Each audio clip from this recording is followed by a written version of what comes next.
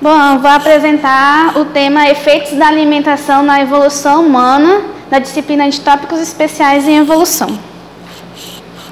Bom, a introdução os estudos apontam a alimentação como um fator relevante na evolução humana.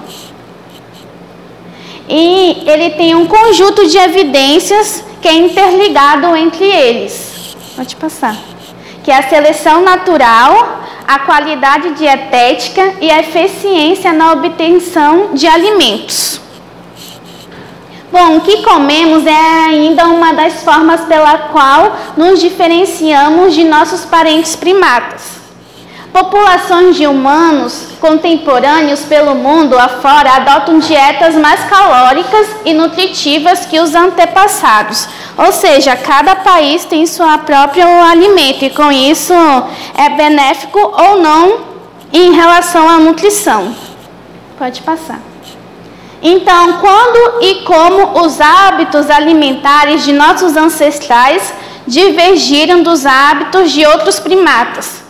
O que eles querem dizer com essa pergunta é como a diferença entre os hábitos alimentares de nosso ancestral antepassado com os primatas, aqueles que ainda eram quadrúpedes para os bípedes. Quais são as diferenças dessa alimentação? E a outra pergunta desse artigo é quanto os humanos modernos se distanciaram do padrão alimentar ancestral? Então, qual foi a nossa diferença do nosso ancestral passado? Qual foi a diferença na nossa alimentação que nos torna tão capacitados como nós somos hoje? Pode passar. Bom, esse artigo é desses autores que ele tem como tema principal a nutrição paleolítica. Pode passar, que foi em 1985, que eles explicam a evolução das necessidades nutricionais humanas em relação às doenças crônicas. E eles argumentam que a prevalência dessas doenças, como a obesidade, como a hipertensão, eles seriam o resultado de uma incompatibilidade entre nossos padrões dietéticos, ou seja, a nossa dieta. E o tipo e que a nossa espécie desenvolveu para se alimentar como caçadores-coletores pré-históricos. Esse artigo diz que a nossa alimentação no dia de hoje, apesar que é enlatado, é muito industrializado, as frutas transgênicas, os agrotóxicos, com isso desenvolveu mais essas doenças crônicas que eles falam que a hipertensão, diabetes, é o que tem elevado mais a população a ter essas patologias, devido a esses alimentos. Pode passar. E o papel da alimentação na evolução humana está ligado entre tópicos, que é a procura pelo alimento, como eles procuravam esse alimento, o consumo do mesmo, como eles consumiram e como eles usaram nos processos biológicos, ou seja, como esses nutrientes, essas calorias, beneficiava o organismo de cada um deles. Pode passar. Aqui é uma figura mostrando o ser humano moderno do lado esquerdo e aqui o Australopithecus do lado direito, que fala das diferenças anatômicas conforme a alimentação de cada um, conforme a nutrição de cada um. Podemos ver que o Australopithecus, que está do lado direito, tem uma diferença anatômica na altura, na região pélvica, que os braços são maiores do que as pernas, porque as pernas são curtas. E isso, eles falam que a alimentação fez com que avançasse na evolução humana conforme ele fala a energia dos alimentos. Pode passar. E tornando-se bípede, como a Alessandra apresentou, podemos ver que o bípede teve um passo na nossa espécie, que as mais antigas conhecidas, que como eu citei, é o Australopithecus, que viveu na África por volta de 4 milhões de anos atrás. E essa locomoção, ela teve benefício que liberou os braços para carregar crianças, para fazer ferramentas, para fazer diversas funções na qual, onde eles eram quadrúpedes antes, não poderiam fazer.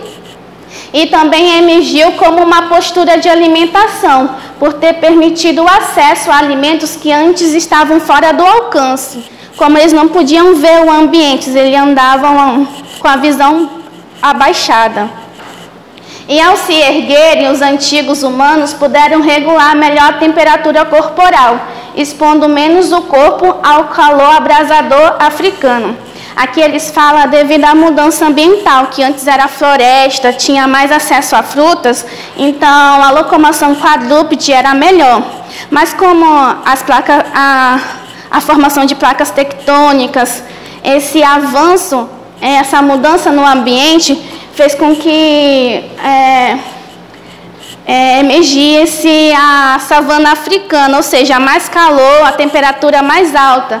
E essa locomoção bípede fizeram com que eles regulassem a temperatura, porque faz com que tenha essa regulação de energia no corpo. Pode passar. E aqui, no geral, que a maior demanda depende do peso do animal e da velocidade com que ele se desloca. O mais surpreendente no movimento bipedal humano é que ele é notavelmente mais econômico que o deslocamento quadrupedal em velocidade de marcha. É o que sabemos, né? Porque a locomoção bípede faz com que a gente se locomove mais lento do que aqueles que são quadrúpedes, logicamente. E aqui há também uma diferença anatômica, que ele fala que pode ser visto como uma das primeiras estratégias na evolução nutricional humana, um padrão de movimento que teria reduzido substancialmente o número de calorias despendidas na coleta de alimentos. Aqui ele quer dizer que conforme essa locomoção teve mais calorias extras, e com isso eles puderam caçar mais, com isso eles puderam fazer diversas funções, ainda mais do que antes, quando eles eram quadrúpedes. Pode passar. E aqui, mas poderia nossos antepassados ter melhorado a qualidade alimentar de outra forma, além do bípede? O que vocês acham? Outra forma, outra função, outra característica que eles desenvolveram para que fosse melhorada essa qualidade alimentar? Eu acho que com as ferramentas, essa compreensão de utilizar algo extra, tipo fogo. Exatamente. Não sei quando que começaram a utilizar o sal, entre aspas, entendeu? Mas tipo, as ferramentas e o fogo, essencialmente. Pode passar.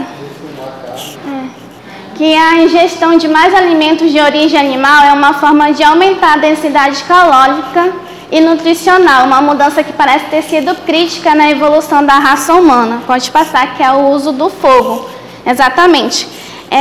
Esses pesquisadores, tanto o cientista não sabe quando e como e qual espécie desenvolveu o uso do fogo. Eles têm só citações, ou seja, só achar ainda.